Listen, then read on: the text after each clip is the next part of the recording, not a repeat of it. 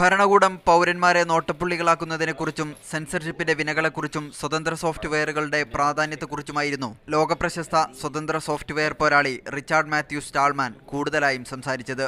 പൗരന്മാരുടെ സ്വകാര്യതയെയും അഭിമാനത്തെയും ഭരണകൂടങ്ങൾ ബഹുമാനിക്കണം. പൗരന്മാരുടെ വിവരങ്ങൾ ചോർത്തുന്ന നടപടി ആഗോള കൂട്ടായ്മയിലൂടെ എതിർക്കേണ്ടതുണ്ട്. എങ്കിലേ ജനാധിപത്യം പ്രാവർത്തികമാകൂവെന്നും സ്റ്റാൾമാൻ പറഞ്ഞു. സെൻസർഷിപ്പാണ് അഭിപ്രായ സ്വാതന്ത്ര്യത്തിന് വെല്ലുവിളിയാകുന്ന മറ്റൊരു പ്രശ്നം. ഇത് ഭരണകൂടം നടത്തുന്ന വലിയ ഹിംസയാണ്.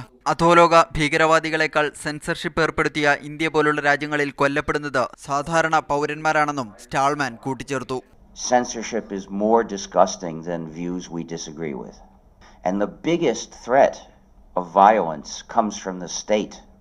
It can kill far more people than some underground terrorists. In countries including the United States and India, sometimes they do go around killing people.